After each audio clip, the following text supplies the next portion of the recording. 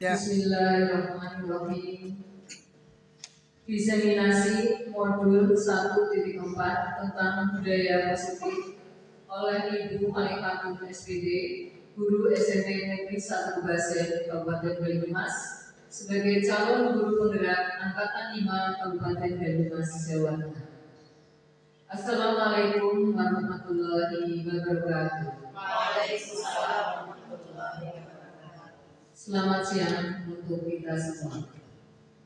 Yang kami hormati Ibu Halimah SPD, yang kami hormati Bapak dan Ibu Guru SMP Negeri 1 Basen.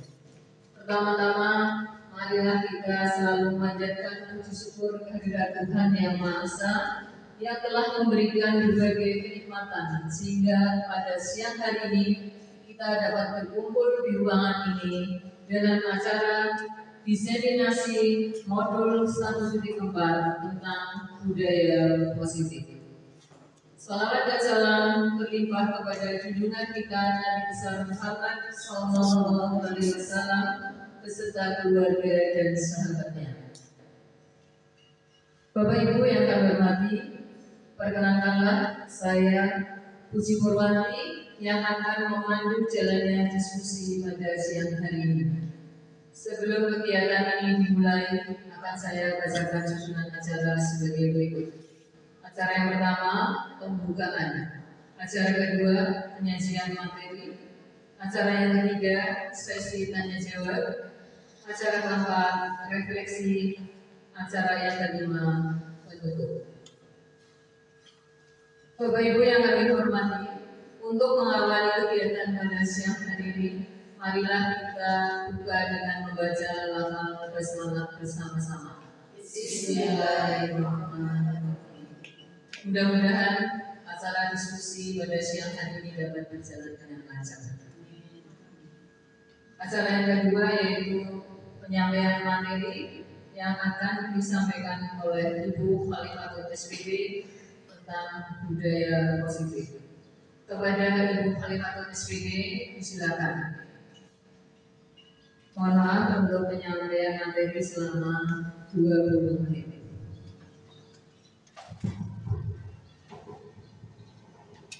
Terima kasih Bu Puji Purwanti selaku moderator. Assalamualaikum warahmatullahi wabarakatuh. Selamat siang, semoga kita dalam keadaan sehat walafiat. Pada hari ini kita bisa berkumpul di acara diseminasi modul 1.4 tentang budaya positif. Mohon izin saya berdiri ya Bapak Ibu.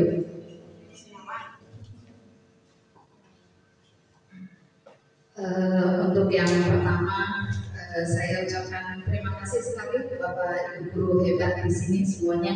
Ya, jadi pada kesempatan kali ini yang akan kita bahas adalah budaya positif di sekolah pastinya. Ya, budaya positif yang pastinya kita sudah pernah melaksanakan itu. Dan nanti ada beberapa yang mungkin bisa bermanfaat bagi kita semuanya. Langsung saja di sini tentang pemahaman konsep budaya positif. Bapak Ibu bisa melihat poin yang sudah saya siapkan di sana, bahwa sekolah itu diibaratkan sebagai tanah tempat bercocok tanam. Ya, tidak salah ketika kita mengatakan bahwa kita itu kerja di sawah seperti itu. Ya, hanya saja sawahnya itu bercocok tanamnya itu adalah kita istilahnya itu menumbuhkan siswa, pelajar, peserta didik yang memang kita harus berusaha untuk menuntutnya, bukan menuntut. Nah, ini yang perlu kita garis bawahi. Jadi yang namanya kita menuntut itu pastinya dengan penuh kasih sayang. Iya atau tidak, Bapak Ibu? Iya. Jadi ini yang perlu kita garis bawahi di sini. bahwa sekolah itu adalah tanah tempat bercocok tanam. Kita bisa memberi pupuk, kita bisa memberikan istilahnya membuang gulma ataupun rumput-rumput yang nantinya akan memberikan suatu gangguan terhadap tumbuh kembang dari anak tersebut. Selanjutnya, tanggung jawab seorang guru adalah bagaimana menciptakan suatu lingkungan yang positif. Ini tanggung jawab kita bersama. Tanggung jawab kita sebagai pendidik. Suasana atau budaya yang berkembang di sekolah secara tidak langsung menjadi cermin dari tujuan mulia dan nilai-nilai yang sekolah anut dan yakini selama ini. Jadi sebetulnya setiap sekolah sudah menganut seperti itu. Nilai-nilai yang dikembangkan pastinya adalah nilai-nilai yang positif di situ. Selanjutnya, tanggung jawab pendidik adalah menghilangkan atau mencabut gangguan-gangguan yang menghalangi proses pengembangan potensi murid. Ini yang sudah saya tadi sampaikan. Jadi itu sedikit latar belakang. Paling tidak kita memahami lagi yang namanya sekolah itu seperti apa, kemudian tanggung jawab kita sebagai pendidik itu seperti apa. Di mana sebuah sekolah itu pasti ada disiplin positif, di mana ada kemerdekaan, disitulah harus ada disiplin yang kuat. Sungguh pun disiplin itu bersifat self disiplin, yaitu kita sendiri yang mewajibkan kita dengan sekeras-kerasnya, tetapi itu sama saja. Sebab jikalau kita tidak cakap melakukan self disiplin, wajiblah penguasa lain mendisiplinkan diri kita. Dan peraturan demikian itulah yang harus ada di dalam suasana yang merdeka. Itu dari filosofi Ki Hajar Dewantara. Jadi di sini ada istilahnya disiplin itu memang dari diri kita sendiri. Begitu juga terhadap peserta didik. Seharusnya muncul itu adalah dari intrinsik mereka diri sendiri. Hanya ketika mereka belum bisa, tugas kita sebagai pendidik adalah di sana. Ya, ketika tidak cakap melakukan disiplin diri, berarti harus ada yang mendisiplinkan. Nah, ini tugas kita sebagai pendidik. Lanjut, seorang yang memiliki disiplin diri berarti mereka bisa bertanggung jawab terhadap apa yang dilakukannya, karena mereka mendasarkan tindakan mereka pada nilai-nilai kebajikan universal. Sebagai pendidik, tujuan kita adalah menciptakan anak-anak yang memiliki disiplin diri sehingga mereka bisa berperilaku dengan mengacu pada nilai-nilai kebajikan universal dan memiliki motivasi intrinsik bukan ekstrinsik. Nah, ini yang akan kita coba ya bersama-sama mewujudkan bagaimana bisa memotivasi secara intrinsik. Bukan hal yang mudah. Saya yakin ini hal yang sulit bagi kita. Tapi kalau memang dilakukan terus-menerus, saya yakin motivasi intrinsik itu bisa muncul kepada peserta didik kita.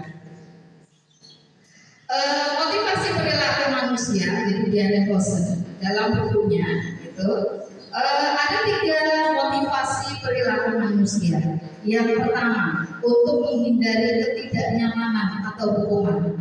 Ini sering terjadi bahwa peserta didik melakukan disiplin itu supaya tidak dihukum, dan itu sering terjadi seperti itu. Ya, jadi yang pertama adalah menghindari ketidaknyamanan atau hukuman. Kemudian yang kedua, untuk mendapatkan imbalan atau penghargaan dari orang lain. Jadi ketika tidak ada hukuman, pastinya ada penghargaan. Ingin diberi penghargaan. 2 ini yang sering kita jumpai kepada anak didik kita. Jadi 1 adalah punishment, kemudian yang kedua adalah reward. Nah, tapi ada motivasi yang paling sebetulnya ini yang ketiga, yang paling bisa menumbuhkan secara intrinsik dari dalam diri, yaitu untuk menjadi orang yang mereka inginkan dan menghargai diri sendiri dengan nilai-nilai yang mereka percaya. Ini yang ketiga yang agak sulit bagi kita untuk menumbuhkan motivasi itu. Jadi yang diinginkan adalah menghargai diri sendiri dan nilai-nilai yang sudah mereka percaya. Gitu. Jadi ada motivasi perilaku manusia.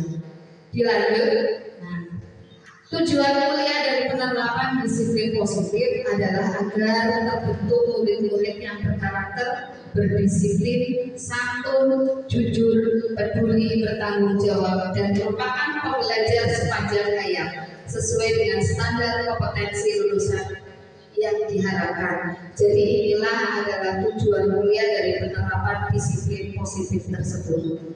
Ya. Lanjut, bagaimana kita mewujudkan suatu disiplin positif tersebut? Yaitu yang pertama dengan keyakinan kelas. Keyakinan itu nilai-nilai kebajikan universal yang disepakati secara tersirat atau tersurat, lepas dari latar belakang suku, negara, bahasa maupun agama. Kemudian nilai-nilai kebajikan kalau menekankan pada keyakinan seseorang akan lebih memotivasi seseorang dari dalam. Seseorang akan lebih tergerak dan bersemangat untuk menjalankan keyakinannya daripada hanya sekedar mengikuti serangkaian peraturan tertulis tanpa makna. Jadi endingnya nanti kita membentuk keyakinan kelas terlebih dahulu. Jadi anak-anak dimotivasi untuk bisa membuat keyakinan kelas yang mereka yakini itu adalah hal-hal yang nilai-nilai kebajikan yang harus mereka laksanakan. Lanjut, tentunya sebagai guru kita ingin mereka memasukkan hal-hal yang bermakna dan nilai-nilai kebajikan yang hakiki ke dalam dunia berkualitas. Jadi dunia yang berkualitas mereka itu pastinya yang dianggap oleh mereka itu yang bisa memajukan diri mereka. Bila guru dapat membangun interaksi yang memberdayakan dan memerdekakan murid, maka murid akan meletakkan dirinya sendiri sebagai individu yang positif dalam dunia berkualitas karena mereka menghargai nilai-nilai kebajikan. Nilai-nilai kebajikan kalau di kurikulum Merdeka itu profil pelajar Pancasila contohnya. Tapi lepas dari itu sebetulnya banyak sekali yang namanya nilai-nilai kebajikan universal, kejujuran, saling menghargai, kemudian misal apalagi? Iya, jadi ada salam, sapa, sopan, santun, itu juga termasuk nilai kebajikan. Selanjutnya ada kebutuhan dasar manusia. Ini ada kaitannya nanti. Ketika seseorang itu nantinya akan melakukan suatu pelanggaran istilahnya, penyimpangan terhadap suatu peraturan itu biasanya karena tidak terpenuhinya kebutuhan dasar manusia. Yang pertama, menurut Dr. William Besser, ada 5 kebutuhan dasar manusia terpenuhi, maka murid akan tumbuh dengan seimbang dan bahagia. Yang pertama adalah bertahan hidup. Saya yakin ketika mereka istilahnya bertahan hidupnya, istilah kalau misalnya anak itu dari rumah tidak sarapan misalnya, kemudian mereka itu memang tidak ada dari rumah untuk bertahan hidup, berarti istilahnya kebutuhan itu masih kurang. Nah, itu akan berpengaruh terhadap nantinya di dalam pembelajaran. Itu pasti. Kemudian merasa diterima. Ketika mereka merasa itu diasingkan oleh orang tuanya, misalnya, atau mereka tidak dari keluarga yang broken home misalnya biasanya, itu adalah merupakan faktor kebutuhan dasar mereka sebagai manusia itu tidak terpenuhi, yang akhirnya di sekolah mereka membuat masalah. Biasanya seperti itu. Kemudian ada kebebasan, freedom, ya, kebebasan mereka. Ketika kita melakukan tekanan di dalam pembelajaran, contohnya misalnya anak yang merasa dia itu tidak bisa duduk diam, ya, kemudian mereka selalu beraktivitas yang lebih ketika pembelajaran. Nah, di sini mereka merasa kebebasannya terancam ketika di dalam pembelajaran yang gurunya itu menekan mereka untuk tekun belajar, tulis dan lain sebagainya. Nah, ini akan berontak istilahnya. Jadi kebutuhan dasar mereka langsung terus kayak terancam kebebasannya. Kesenangan seperti itu juga. Ya, kesenangan fun, kemudian penguasaan atau power. Jadi ketika mereka merasa tidak bisa, biasanya langsung tidak menyukai pelajaran tersebut. Nah, ini yang harus kita pahami. Kebutuhan dasar 5 ini yang harus kita pahami antara satu anak dengan anak yang lain itu pastinya berbeda. Itu. Ini yang akan mengakibatkan banyak sekali nanti ada penyimpangan dan lain sebagainya terhadap perilaku mereka. Kemudian ada posisi kontrol restitusi. Jadi ada 5 posisi kontrol yang mungkin sering kita laksanakan di dalam sekolah, ya, di dalam kelas ketika pembelajaran. 5 posisi kontrol yang pertama adalah sebagai penghukum. Jadi ketika kita mendisiplinkan peserta didik, sering kita posisinya sebagai penghukum. Kemudian yang kedua, pembuat rasa bersalah. Sebagai teman bisa dalam posisi itu. Kemudian sebagai pemantau, selanjutnya sebagai manajer. Jadi ada 5 posisi kontrol yang mungkin salah satunya sudah pernah Bapak Ibu lakukan. Ya, itu. Baik itu sebagai penghukum, membuat rasa bersalah, sebagai teman, kemudian sebagai pemantau ataupun sebagai manajer. Nah, ini 5 posisi kontrol inilah yang sebetulnya nanti adalah yang diinginkan kita itu sebagai posisi kontrol, sebagai manajer ketika mendisiplinkan ataupun membudayakan yang positif di kelas maupun di sekolah. Ada kegiatan, jadi suatu program disiplin positif yang berpusat pada murid dikembangkan oleh Diana Gosen, yaitu pendekatan restitusi. Di situ dikenal dengan segitiga restitusi. Langkah yang pertama adalah menstabilkan identitas. Yang kedua adalah validasi tindakan yang salah. Yang ketiga adalah menanyakan keyakinan. Ya, jadi ini yang 3 tahap ini yang dilaksanakan ketika ada suatu kita menangani suatu masalah ataupun kita menangani peserta didik yang istilahnya tidak disiplin, bisa menggunakan segitiga restitusi ini. Ini adalah sekedar yang sudah saya lakukan. Jadi ketika membudayakan positif di kelas, yaitu yang pertama saya sudah melakukan untuk keyakinan kelas. Saya bukan dulu ya, karena beda. Ada contoh yang sudah saya lakukan di kelas saya. Jadi saya sebagai wali kelas 7C, nah itu mereka diminta untuk berkelompok. Dari kelompok itu mereka membuat nama, tidak begitu jelas itu yang smart, artinya jadi sengaja saya menghimbau kepada mereka ya untuk membuat nama-nama yang bermakna ya, bermakna. Jadi smart itu S-nya apa ya, itu ada semuanya seperti itu.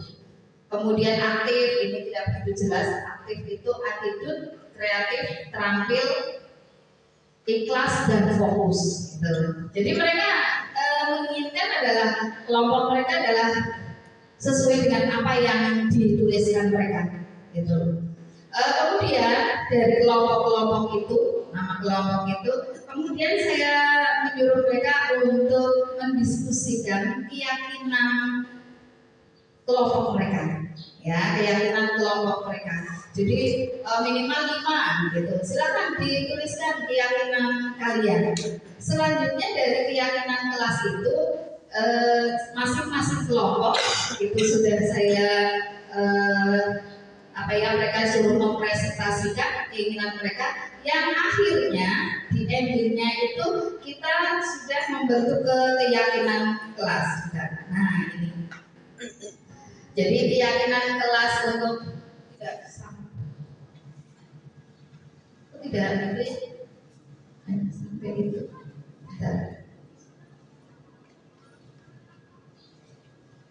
Untuk PPT-nya harus itu dulu.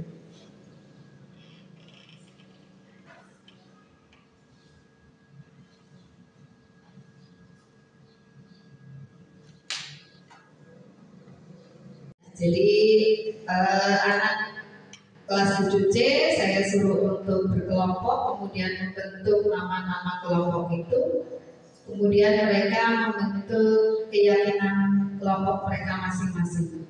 Selanjutnya didiskusikan menjadi keyakinan kelas 7C. Jadi sudah menjadi keyakinan kelas yang mereka sepakati. Yang pertama adalah itu hampir sama dengan yang profil pelajar Pancasila, beriman dan bertakwa kepada Tuhan Yang Maha Esa dan berakhlak mulia, kemudian gotong royong dan mandiri, hampir sama. Hanya yang berbeda ini yang bawah, ya, mereka meyakini bahwa 5S itu menjadi keyakinan kelas mereka. Salam, kurang itu ya, senyum, salam, sapa, sopan, santun. Ya, kemudian yang berikutnya adalah rajin dalam hal positif. Ya, jadi mereka hanya menuliskan rajin, terus kemudian hanya rajin saja. Ada yang rajin membersihkan kelas, ada yang rajin untuk menabung katanya. Kemudian ada lagi yang rajin dalam sholatnya sudah di atas ya, masuk ke beriman gitu. Yang akhirnya kita sepakati rajin dalam hal yang positif. Jadi umum semuanya. Gitu. Selanjutnya adalah toleransi. Itu yang disepakati di keyakinan kelas yang saya kelasnya saya kelas 7C itu. Jadi itu adalah keyakinan kelas yang sudah saya buat di kelas yang saya di kelas 7C. Selanjutnya itu adalah praktek saya di dalam kelas. Dilanjut yang segitiga restitusi. Saya sudah mempraktekkan untuk yang segitiga restitusi. Ada hal yang menarik sebetulnya di sini ketika di praktek segitiga restitusi. Ketika praktek segitiga restitusi, saya seringnya adalah dalam posisi kontrol itu, kalau tidak sebagai penghukum, ya seringnya dalam posisi pemantau. Yang akhirnya saya disuruh untuk menjadi seorang manajer di situ. Itu ada sedikit istilahnya bagaimana ya, perlu dipelajari lebih lanjut. Jadi perlu dipelajari lebih lanjut. Jadi di situ ketika dalam suatu hari, ya, pada saat jam pelajaran bahasa Indonesia, siswa yang bernama Lia itu bermain kertas yang dibuat pesawat dan diterbangkan di dalam kelas. Padahal tugas belum selesai dikerjakan. Nah, ketika saya mungkin Bapak Ibu juga sering mengalami hal yang demikian. Nah, itu ketika saya mempraktikkan segitiga restitusi, dimulai dari menstabilkan, kalau tidak salah tadi ya, segitiga restitusi di sini menstabilkan identitas. Di dalam menstabilkan identitas di situ kita berusaha untuk tidak menyalahkan siswa. Tetapi di sana kita mencoba untuk wajar kalau misalnya kita itu bosan, ya wajar kalau misalnya ketika suatu pembelajaran sudah lama, kemudian kita butuh kesenangan, nah itu wajar. Jadi tidak di sana tidak menggunakan kata-kata yang menyalahkan, itu menstabilkan identitas. Selanjutnya adalah validasi tindakan yang salah. Nah, baru kita mengarah ke sana. Apa sih kesalahanmu? Jadi istilahnya mereka itu dianggap sebagai siswa yang bukan satu-satunya yang bersalah. Kemudian dianggap siswa itu adalah di sana sebetulnya tahu mereka ya apa yang salah. Jadi validasi, kita tanya jawab ke mereka, apa sih kesalahanmu? Jadi kita bukan artinya langsung mengatakan kalau kamu salah. Itu yang sering saya lakukan. Tetapi di segitiga restitusi ini di sini adalah diharuskan untuk validasi tindakan salah. Menanyakan, Ria, kamu itu salahnya di mana? Jadi mereka sendiri yang tergiring ke sana. Bu, saya salah karena waktu pelajaran saya belum mengerjakan tugas, saya sudah membuat mainan.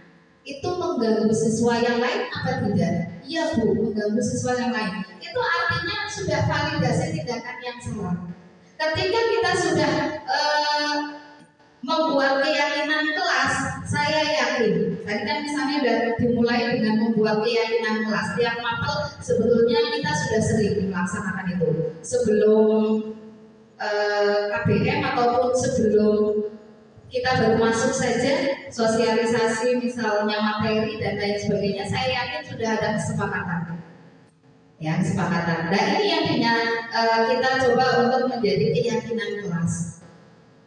Salahmu apa? Kemudian menanyakan. Kemudian cari solusinya. Harusnya bagaimana? Kita tanya, harusnya bagaimana? Biar mereka itu berpikir sendiri.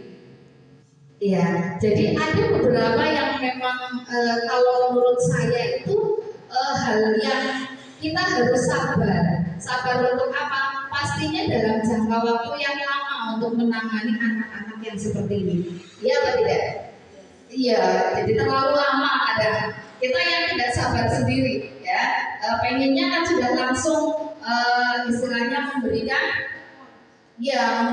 hukuman atau memberikan. Nah itu tadi 5 posisi kontrol yang tadi kita coba sudah sampai tahap manakah kita, ya itu. Jadi itu ada saling terkait budaya positif di kelas, kemudian di sekolah. Selanjutnya itu tadi berbagi yang praktik saya untuk keyakinan kelas dan praktik segitiga restitusi. Selanjutnya ada rancangan tindakan untuk aksi nyata. Jadi saya nantinya bersama-sama dengan Bapak Ibu guru yang lain itu yang sudah kita laksanakan adalah pembiasaan 5S, senyum, salam, sapa, sopan santun. Saya kira ini sudah biasa kita laksanakan, tinggal diaktifkan kembali. Kemudian yang kedua adalah pembiasaan kegiatan, malas berhenti. Ini yang mungkin agak berbeda dan ini adalah rancangan nanti program yang akan datang untuk aksi nyata saya. Tidak mungkin nantinya saya bisa bekerja sendiri, ya kita berjalan sendiri, tapi harus berjalan bersama-sama. Malas berhenti itu kegiatan 15 menit sebelum pembelajaran dan setelah pembelajaran untuk kegiatan bersih, hijau, literasi, dan tingkatkan iman takwa. Kalau misalnya di kurikulum 13 itu dulu mewajibkan 5 menit atau 15 menit untuk literasi, di kurikulum Merdeka ini tidak ada kan Bapak Ibu? Ya, karena kita memang merdeka, boleh menggunakan, ya, boleh istilahnya, tapi yang namanya budaya positif harus ada. Ya, jadi itu Selanjutnya ada kegiatan Jumat Bersih dan Sehat, seharusnya tambah lagi kayaknya ya Bu Sidalijah gitu, bukan hanya bersih dan sehat saja. Infak. Iya, infak ya boleh ya. Kemudian adalah berikutnya adalah kegiatan Sampahku Tanggung Jawabku atau Sampahku. Ini sudah berjalan dengan Duta Edukasi Lingkungan. Di sana artinya anak-anak itu benar-benar setor sendiri ya sampah yang mereka kumpulkan, kemudian disetorkan ke bank sampah dan dikoordinir oleh Duta Edukasi Lingkungan. Ini adalah kegiatan Sampahku Tanggung Jawabku. Ini adalah tindakan untuk aksi nyata yang akan kita laksanakan. Jadi rencana tindakan untuk aksi nyata pastinya perlu dukungan, yaitu dukungan yang dibutuhkan pastinya dari kepala sekolah, guru dan tenaga kependidikan, siswa, komite atau orang tua juga dan lingkungan masyarakat. Kita tidak bisa sendirian. Untuk kegiatan budaya positif pastinya perlu kerjasama semua pihak. Ya, gitu.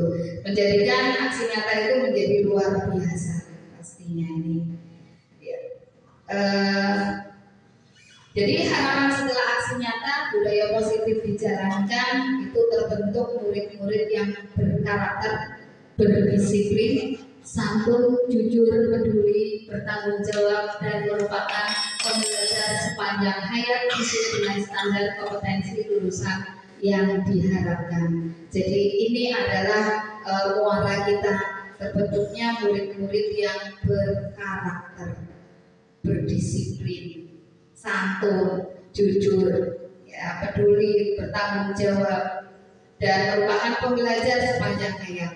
Jadi bukan hanya di sekolah saja, tetapi mereka bisa belajar dimanapun mereka berada sepanjang hidup mereka. Jadi itu yang saya sampaikan tentang budaya positif. Nanti kita bisa berdiskusi untuk sekitar berapa menit ya Bu untuk diskusi? Ya, 20 menit kita bisa berdiskusi tentang budaya positif untuk di sekolah kita. Terima kasih. Ya, silakan bisa dilanjut dengan tanya jawab. Dari saya cukup sekian dulu pemaparannya. Assalamualaikum warahmatullahi wabarakatuh. Waalaikumsalam warahmatullahi wabarakatuh.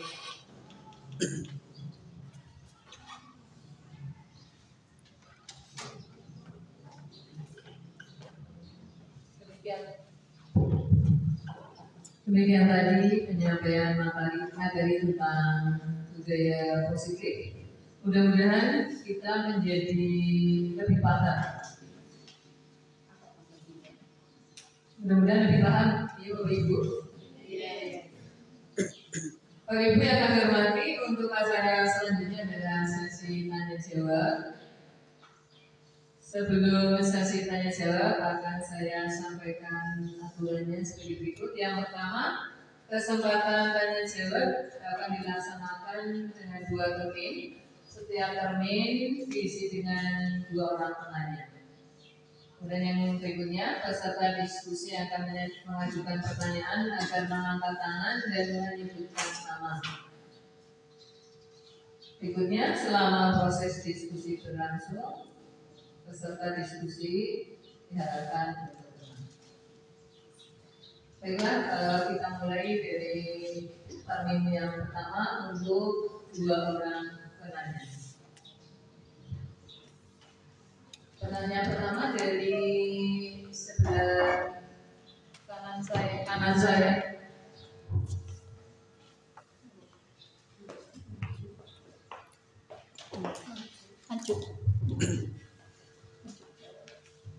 Assalamualaikum warahmatullahi wabarakatuh. Perkenalkan, saya Maya Hajma. Tadi penyaji telah menyebutkan ada 5 posisi kontrol, antara lain penghukum, pembuat rasa bersalah, teman, pemantau, dan manajer.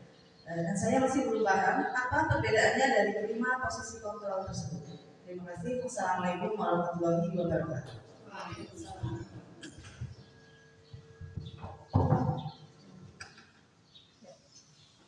Untuk penanya kedua, disilakan.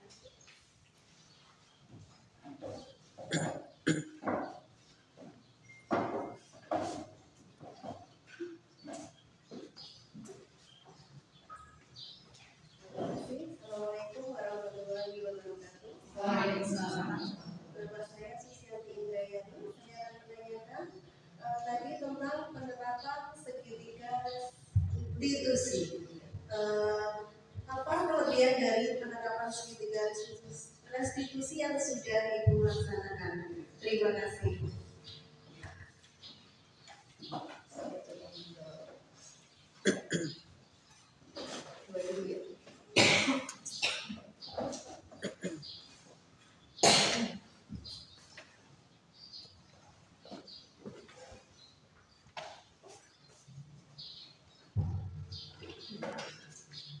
Kita kembali untuk mengambil pertanyaan. Ini untuk penanya pertama dari Ibu Maya Karisma menanyakan tentang 5 posisi kontrol.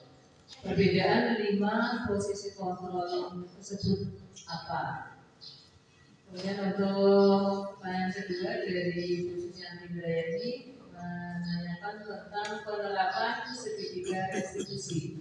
Kelebihan segitiga restitusi yang sudah dilaksanakan oleh penyaji. Demikian untuk narasumber. Baiklah, saya coba untuk memberikan sedikit gambaran. Jadi ada perbedaan 5 posisi kontrol.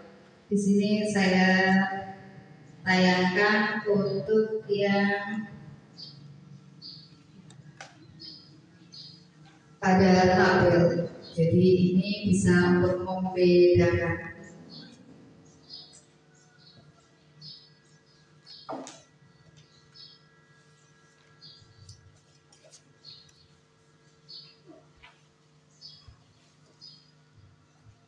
Kelihatan.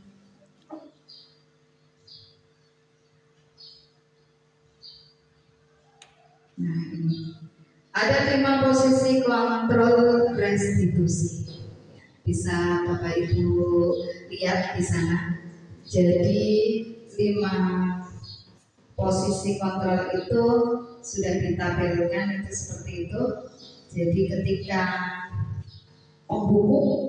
pembuat merasa bersalah itu ada pada motivasi internal. Jadi motivasi yang terbangun itu hanya dari eksternal saja, jadi dari luar. Jadi ketika siswa termotivasi itu hanya dari Bapak Ibu guru saja, ya di situ. Kemudian bisa dikatakan motivasi di sana adalah identitas gagal. Ya, mereka identitas dari siswa itu gagal dinyatakan. Kemudian perilaku kontrol itu dianggap sebagai perilaku kontrol yang negatif pada pembuku pembuat merasa bersalah. Ya itu perilaku kontrolnya adalah negatif.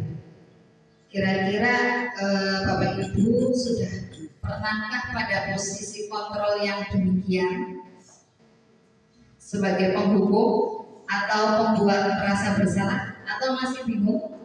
Kira-kira saya itu sudah pernah melaksanakan posisi kontrol hukum apa belum ya, atau membuat merasa bersalah. Jadi di sini ketika menghukum itu guru itu berbuat seringnya adalah membentak, menghardik, menunjuk-nunjuk, menyakiti dan menyindir. Itu ketika dalam posisi penghukum. Ketika membuat merasa bersalah itu biasanya berceramah, tetapi di situ menunjukkan kekecewaan yang mendalam. Nah, contohnya itu ketika dalam posisi yang menghukum, kalau kamu tidak melakukannya, saya akan mengambil, misalnya mengambil dasi kamu, saya akan, itu biasanya seperti itu. Itu adalah penghukum. Kemudian kamu sudah mengecewakan ibu dan bapak itu ketika dalam posisi pembuat merasa bersalah. Gitu. Selanjutnya hasilnya biasanya siswa itu jadi memberontak, pendendam, menyalahkan orang lain.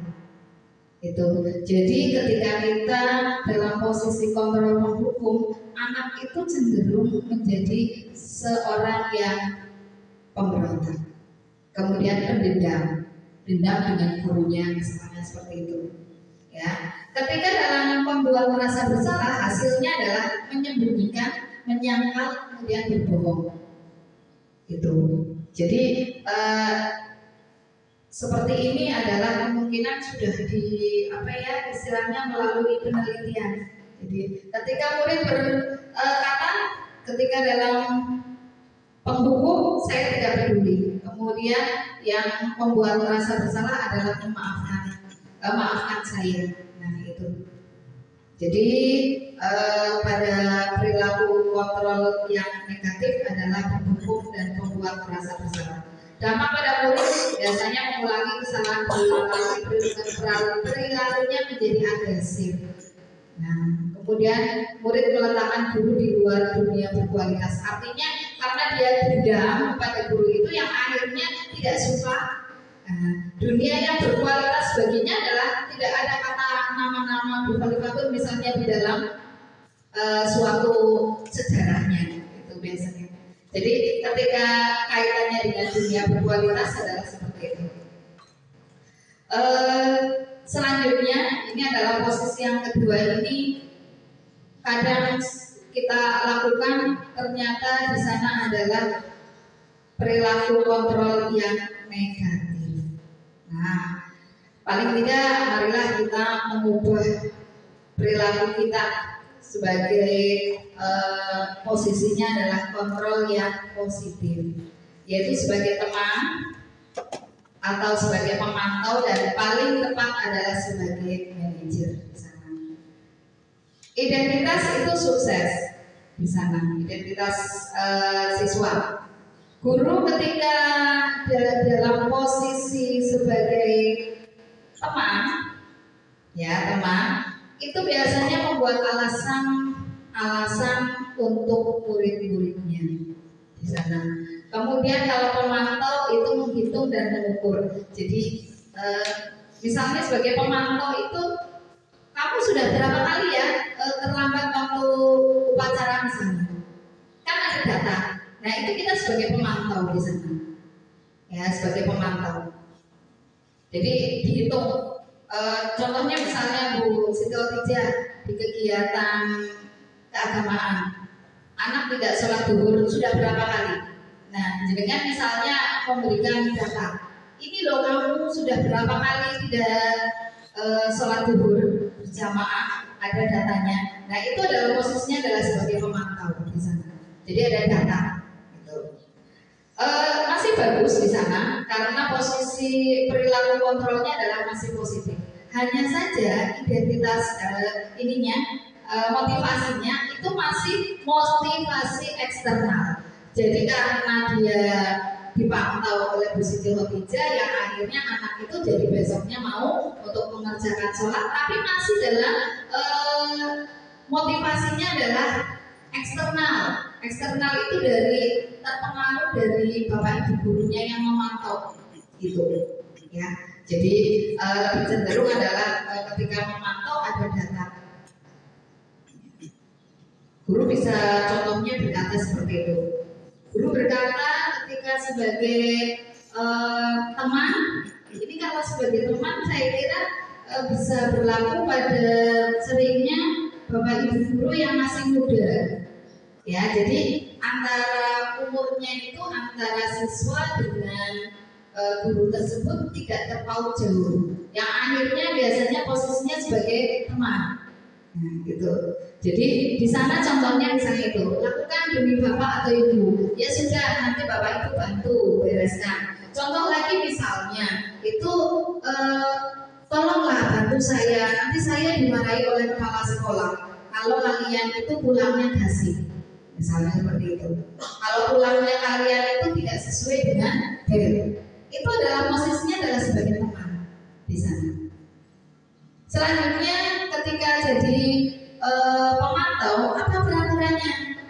kita tanya dulu, apa konsekuensinya? Apa yang telah kamu lakukan? Apa yang terjadi sekarang? Seperti itu. Jadi memantau seperti itu. Jadi ketika saya kemarin di praktik segitiga restitusi, saya sudah merasa ketika video itu ditayangkan kembali, saya lihat, saya masih dalam posisi pemantau, belum sampai ke posisi manajer. Karena ini memang perlu banyak latihan ketika sudah sampai yang ini manajer. Kemudian yang selanjutnya adalah kontrol diri. Nah itu yang paling tepat adalah di sini manajer. Motivasinya adalah sudah intrinsik. Posisi manajer ini itu nanti tidak bisa dilepaskan dari praktik segitiga restitusi. Jadi ketika kita dalam posisi manajer, itu praktik segitiga restitusi pasti dilaksanakan. Jadi di sana adalah bisa mengajukan pertanyaan-pertanyaan terlebih dahulu. Kemudian apa yang kita yakini? Apa kamu meyakini hal tersebut? Jadi ditanya dulu ketika dia tidak sholat berjamaah misalnya, itu ditanyakan dulu. Jadi agamamu apa misalnya? Diarahkan dulu seperti itu. Terus apa yang kamu yakini? Ketika misalnya seorang muslim, bolehkah untuk tidak sholat misalnya? Seperti itu. Jadi dimulai dari situ dulu. Kemudian baru apa yang akan kalian perbaiki? Ya, maukah kamu memperbaikinya? Jadi ditanya dulu. Mereka kemudian caranya bagaimana untuk memperbaikinya?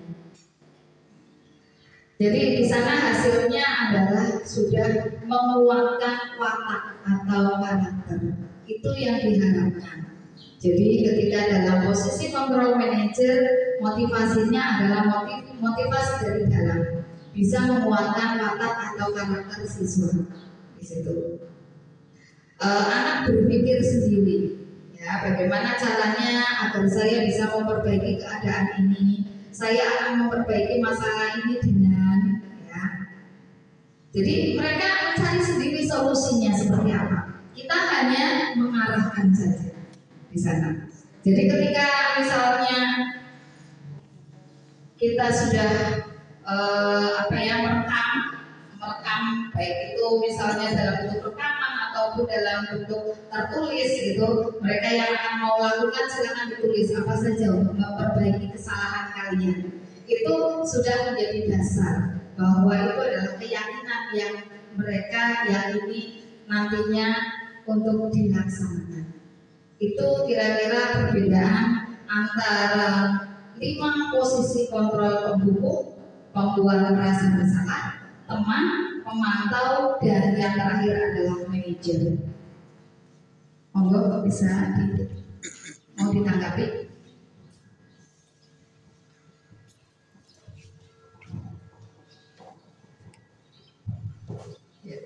Ini kan tadi jawaban untuk pertanyaan nomor 1 dari Bu Maya Harisma tentang perbedaan 5 posisi kontrol.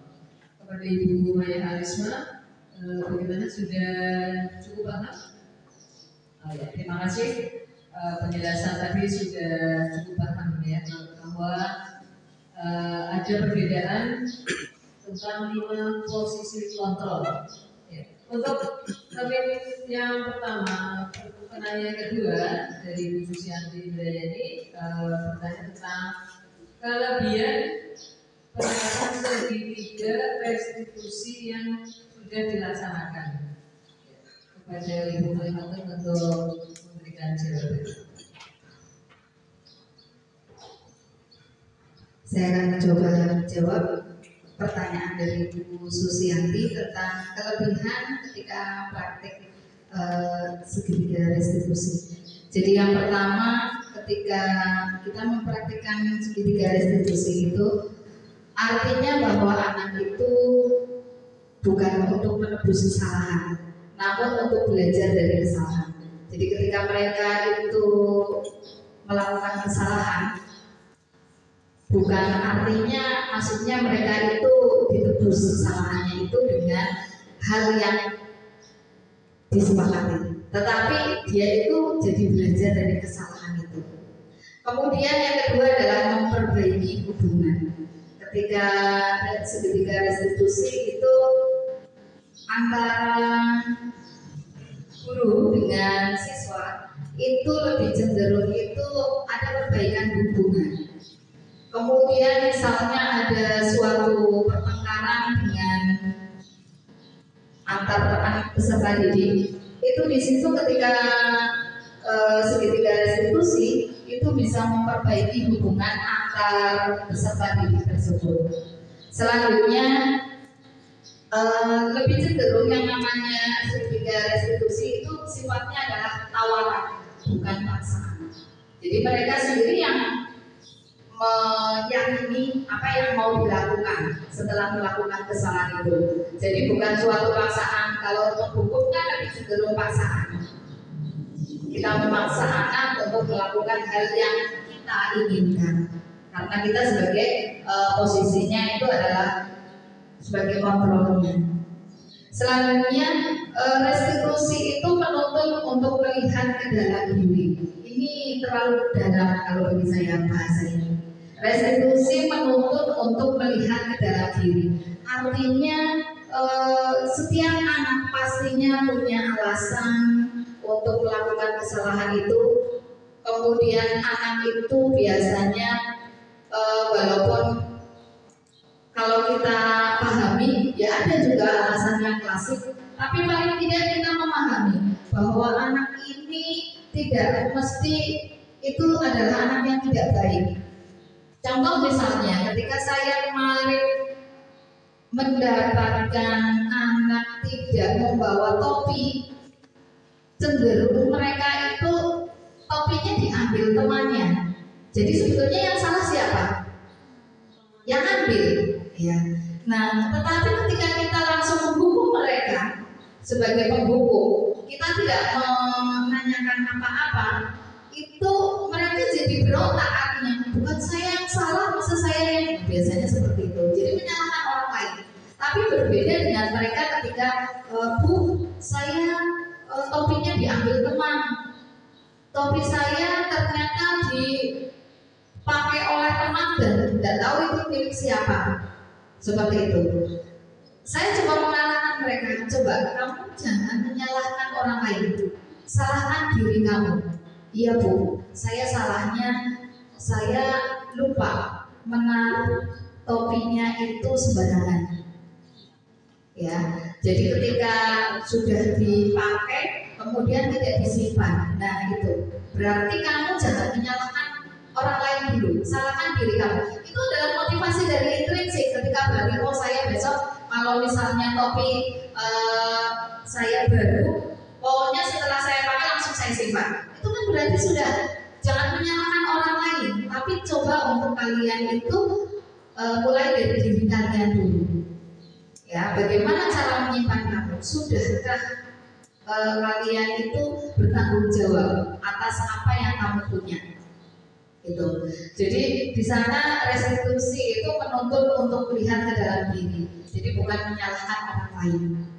Selanjutnya restitusi menjadi kebutuhan dasar yang mendasari tindakan. Jadi segitiga restitusi yang sudah saya sampaikan tadi itu adalah menjadi kebutuhan dasar. Artinya ketika kita melakukan tindakan itu ada alasan-alasan yang mendukung di belakangnya. Kemudian restitusi diri adalah cara yang paling baik.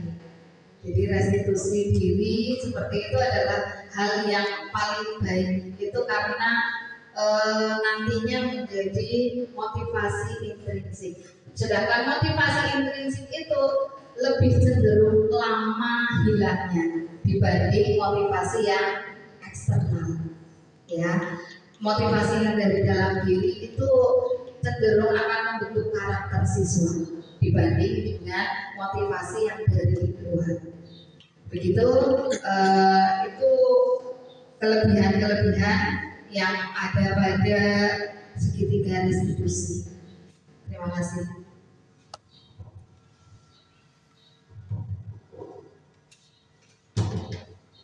Demikian tadi jawaban atas pertanyaan tentang kelebihan segitiga restitusi. Bagaimana Ibu Susi sudah tahu? Alhamdulillah sudah Bu, terima kasih. Berarti dari sini saya memahami bahwa kita di penerapan segitiga ini kita sebagai kontrol ya, bukan sebagai penghukum. Terima kasih. Bapak Ibu yang kami hormati, untuk termin pertama sudah selesai. Kita lanjutkan untuk termin yang kedua dengan 2 orang penanya. Seperti tadi, untuk bertanya angkat tangan terlebih dahulu, kemudian menyebutkan nama. Silakan Bapak Ibu untuk bertanya. Silakan Ibu Fitriana. Maju.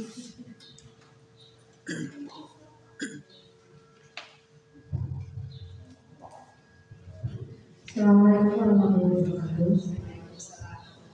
Terima kasih untuk waktunya. Izin bertanya untuk Bu Limanto, setelah tadi mendapatkan penjelasan dari Ibu, tolong jelaskan apa kelebihan dari penerapan segitiga restitusi dalam pembelajaran. Hanya itu saja, terima kasih.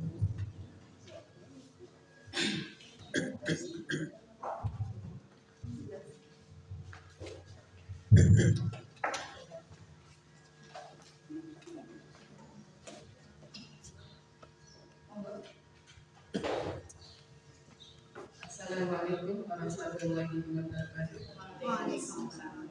Saya Siti Khadijah mau menanyakan tentang makas berhenti. Saya minta tolong dijelaskan lebih lanjut tentang kegiatan malas berhenti. Terima kasih. Assalamualaikum warahmatullahi wabarakatuh. Waalaikumsalam.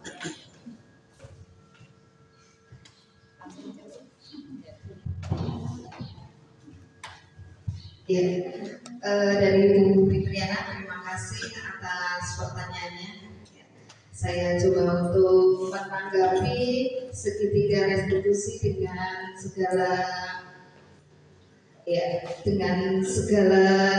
ininya, tahap-tahapnya. Jadi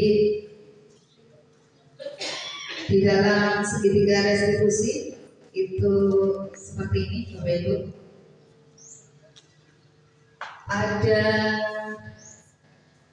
tahapan yaitu menstabilkan identitas. Menstabilkan identitas di situ, setiap orang pasti pernah melakukan kesalahan.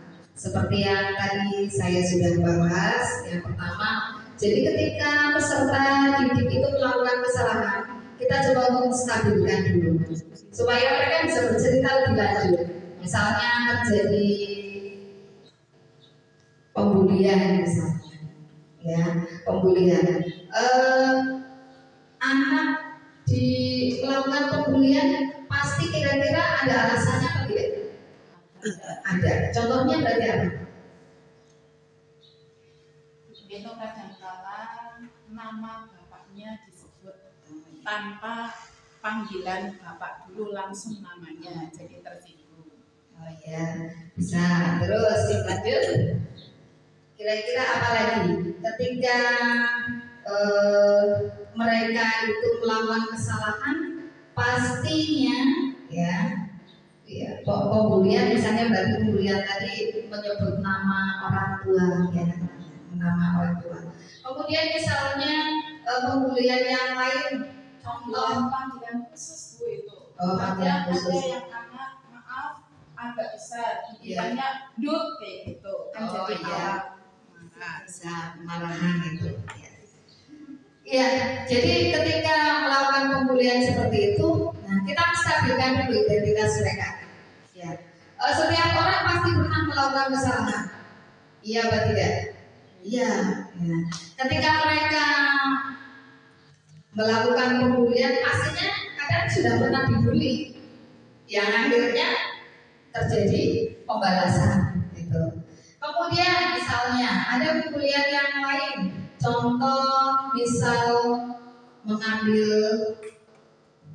uang saku milik teman misalnya, ya di situ terjadi hal demikian, pastinya mereka punya yang melakukan itu pastinya punya alasan. Karena saya tidak punya uang saku Bu, misalnya. Nah itu, jadi kita coba untuk menstabilkan itu. Jadi kita coba untuk menenangkan mereka. Jadi di sana menstabilkan identitas, contohnya misalnya kamu bukan satu-satunya yang pernah melakukan hal tersebut. Artinya di sana bukan kita sebetulnya menjadi pembela, sebenarnya tidak. Hanya kita mencoba menstabilkan identitas mereka supaya mereka itu nantinya punya alasan apa. Jadi kita tahu ya lebih lanjut. Ya itu menstabilkan identitas. Baru kita melakukan validasi tindakan yang salah. Validasi tindakan yang salah. Nah, kamu tentu punya alasan mengapa melakukan itu. Ya. Setelah menstabilkan identitas, mereka langsung bercerita biasanya. Kenapa mereka melakukan hal tersebut? Nah, itu adalah data buat kita. Ya, untuk sebetulnya data untuk apa? Untuk mengarahkan mereka menuju ke arah yang lebih baik pastinya, yang positif. Kemudian adakah cara yang lebih efektif untuk mendapatkan apa yang kamu butuhkan? Contohnya misalnya tadi minta uang saku dari teman misalnya. Nah, kira-kira adakah cara yang lebih efektif dari itu? Nah, daripada kalian berebut dari teman, adakah cara yang lain? Nah, coba digali di sana. Memang di sini perlu waktu, ya, perlu waktu untuk segitiga restitusi. Dan kemarin ketika fasilitator itu menanggapi suatu istilahnya praktek saya, itu tidak selalu 3 tahap itu dilalui. Artinya tergantung dari beratnya kasus, ya, rumitnya kasus itu. Ya, jadi bisa saja kita tidak harus menstabilkan identitas, langsung validasi tindakan yang salah seperti itu. Jadi bisa. Jadi kalau misalnya tadi Bu Maya sepertinya sedang ada yang bermasalah di kelasnya, nah bisa dilaksanakan dengan segitiga restitusi. Dicoba, ya. Kemudian yang nanyakan keyakinan. Jadi nanti keyakinan yang mereka buat itu adalah nanti artinya tersurat, ditulis saja supaya mereka ketika yang melakukan kesalahan itu lagi bisa ditunjukkan. Nah, kalian kemarin keyakinannya apa? Disuruh apa? Ya, kalian ini buat sendiri loh. Gunakan misalnya itu adalah menulis sendiri biar mereka itu ingat. Jangan kita yang nulis, tapi mereka yang nulis sendiri. Peserta didik yang nulis sendiri. Jadi keyakinan apa yang sudah kita sepakati?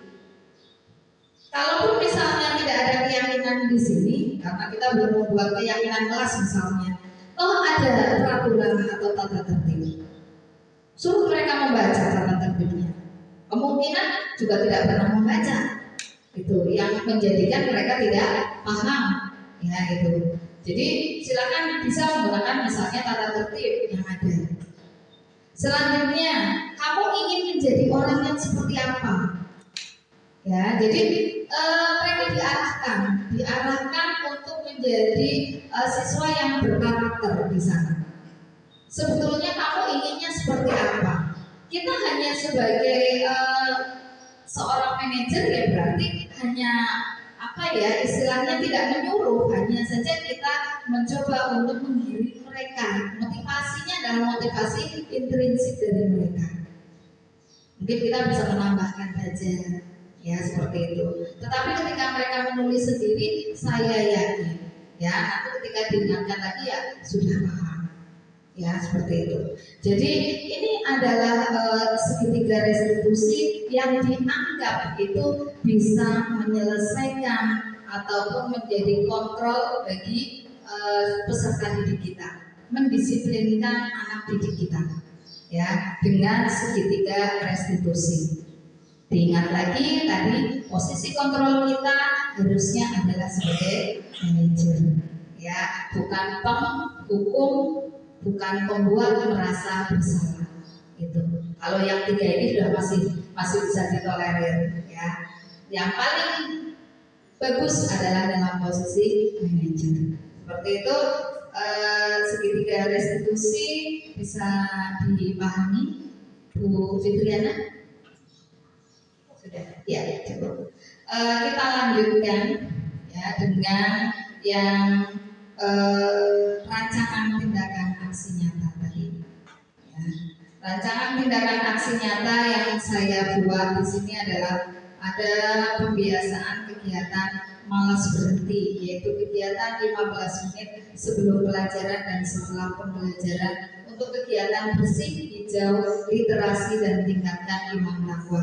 Nah, ini yang perlu saya punya gambaran ketika 15 menit sebelum itu mereka sendiri adalah secara motivasi intrinsik dari mereka membersihkan kelas, kemudian ada hijau, ada mereka melakukan literasi dan meningkatkan iman dan takwa. Hanya saja perlu kita arahkan. Kalau tidak diarahkan, saya yakin semuanya akan kacau. Ya itu. Paling tidak dimulai dari wali kelas. Ya wali kelas. Kalau ini kegiatan kan berarti ada 1, 2, 3, 4. Kita bisa menggunakan misal dengan piket kelas. Ketika piket kelas hari Senin, berarti kegiatannya mereka adalah kebersihan, ya awal dan akhir. Tapi yang lain, ya piketnya kegiatan yang lain bisa digunakan untuk penghijauan, ya. Kemudian ada mereka berliterasi, kemudian ada yang meningkatkan iman dan takwa. Nah ini yang PR bagi kita semuanya, nanti ayo bersama-sama untuk diprogramkan ya Bu Siti Olija untuk yang tingkatkan iman dan takwa kira-kira 15 menit yang itu saya kira tersenternya harusnya di masjid Bu, tingkatkan iman dan takwa. Jadi setiap minggunya itu bisa, kalau gambaran saya itu misalnya hari Senin itu kegiatan kebersihan adalah yang piket hari Senin. Hari Selasa itu yang penghijauan. Misalnya hari Rabu itu yang literasi. Piket hari Kamis, nah itu yang tingkatkan iman takwa.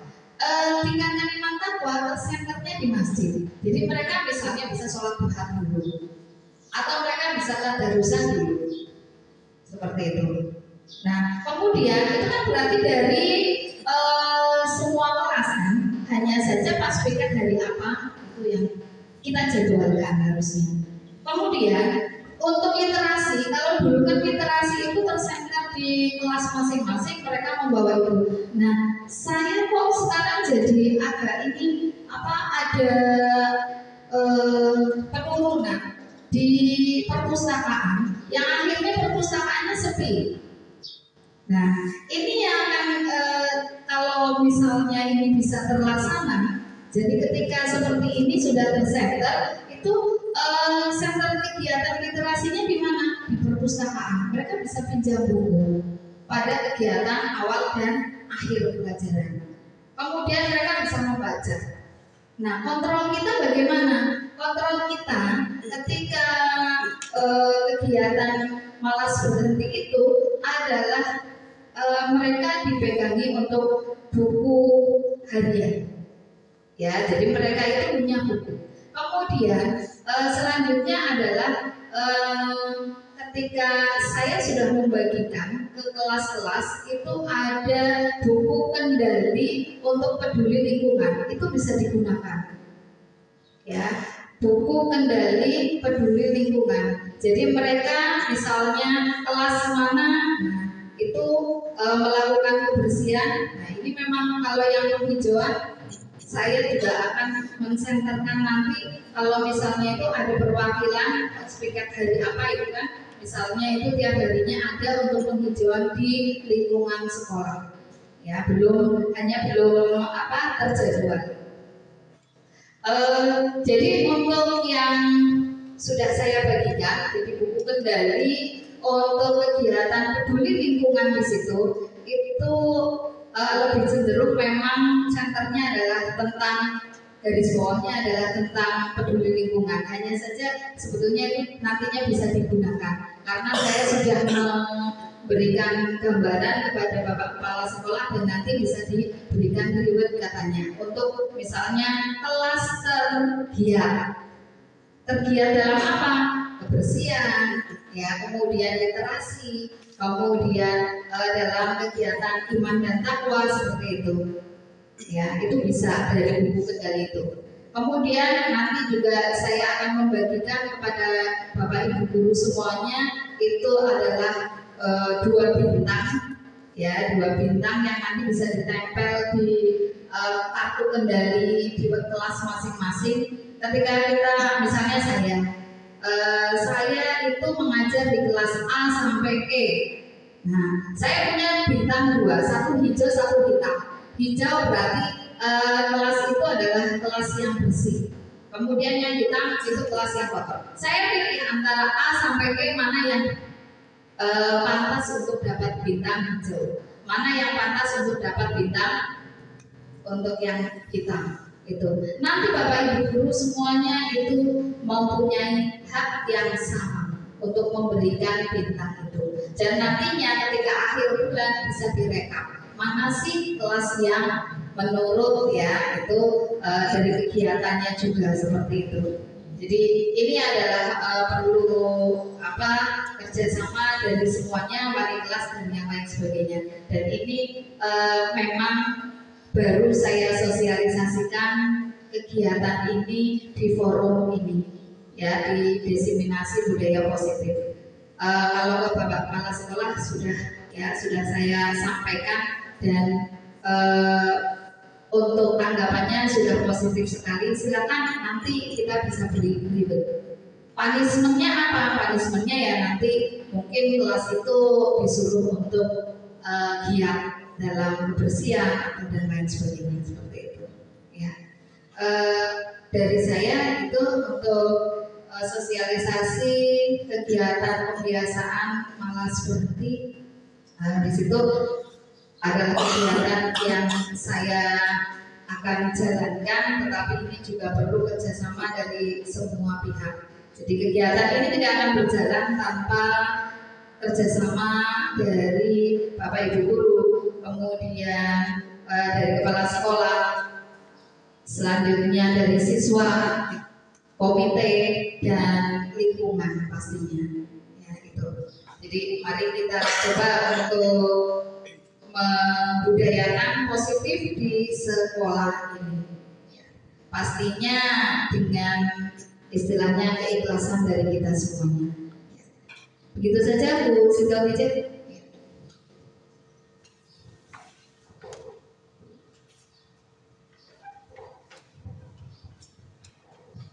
Ya, terima kasih kepada Ibu Wali Fatun yang sudah menjawab 2 pertanyaan dari pemilihan kedua.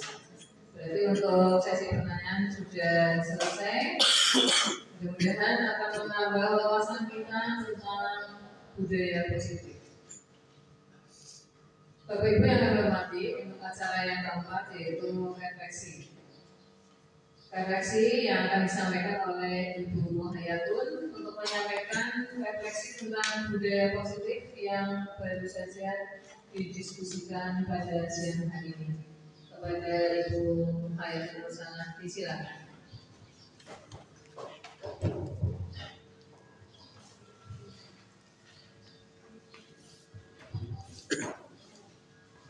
Assalamualaikum warahmatullahi wabarakatuh. Refleksi diseminasi modul 14 tentang budaya positif. 1. Disiplin positif dan motivasi. Tujuan guru itu menciptakan anak memiliki disiplin diri dan bisa memberikan sugesti yang positif. Dan sangat penting untuk diterapkan pembiasaan 5S yang dipraktekkan dalam kehidupan sehari-hari, baik di sekolah, di rumah maupun di masyarakat. Yang kedua, peraturan kelas itu beralih ke keyakinan kelas, yang mana kita sebagai guru harus bisa memotivasi secara intrinsik. 3. Pemenuhan kebutuhan dasar. Kebutuhan dasar itu meliputi bertahan hidup, merasa diterima, kebebasan, kesenangan, dan penguasaan. Yang keempat, posisi kontrol. Posisi kontrol itu terdiri dari penghukum, pembuat orang bersalah, teman, monitor atau pemantau, dan manajer.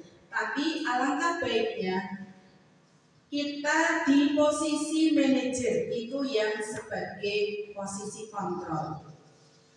Yang kelima, praktek segitiga restitusi. Itu terdiri dari menstabilkan identitas, semua perilaku memiliki alasan, dan menanyakan keyakinan. Sebagai contoh, saat kita menghadapi anak yang datang terlambat, yang kita lakukan itu anaknya ditanya dulu, kamu tidurnya jam berapa? Di rumah ada siapa saja? Terus bapak ibumu, mohon maaf, masih kumplit atau tidak? Biasanya itu pengaruh dari broken home itu banyak sekali anak-anak kita yang mengalami keunikan, tapi kita harus mensikapi dengan bijaksana. Nah, kita harus bisa melaksanakan tindakan aksi nyata yang tadi sudah disampaikan sama Bu Khalifatun SPD, yaitu dengan cara pembiasaan 5S, senyum, sapa, salam, sopan, dan santun. Terus yang kedua, kegiatan malas berhenti.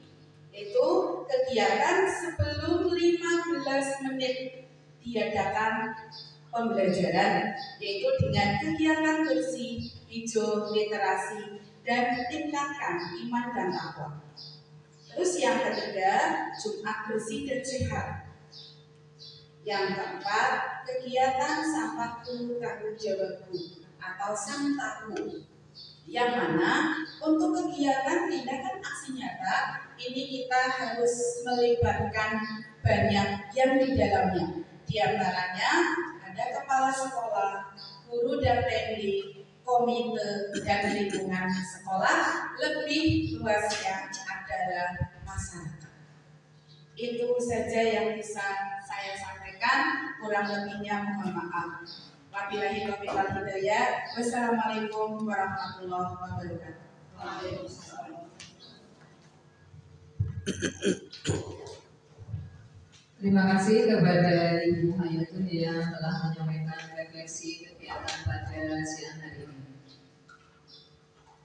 Meningkat ke acara yang terakhir, yaitu penutup, berarti rangkaian acara diskusi pada siang hari ini sudah selesai. Sebelumnya akan saya bacakan kesimpulan diskusi pada siang hari ini.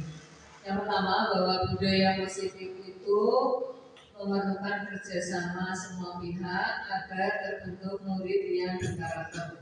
Kemudian yang kedua, lingkungan yang positif itu sangat diperlukan agar pembelajaran yang terjadi adalah pembelajaran yang berpihak pada murid sebagaimana yang tertuang dalam Standar Nasional Pendidikan Pasal 12.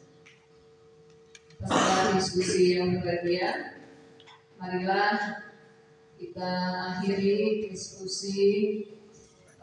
Mohon maaf, sebelum ditutup diskusi pada siang hari ini, ada beberapa informasi dari narasumber.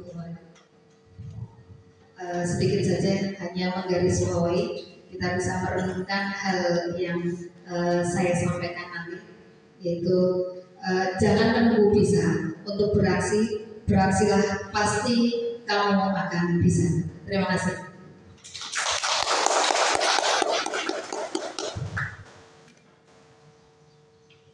Bapak Ibu yang berbahagia, marilah kita tutup acara diskusi pada siang hari ini dengan membaca lafal hamdalah. Alhamdulillah. Saya selaku moderator mohon maaf atas segala kekurangan. Terima kasih atas perhatiannya. Billahi taufiq wal hidayah. Wassalamualaikum warahmatullahi wabarakatuh. Waalaikumsalam warahmatullahi wabarakatuh.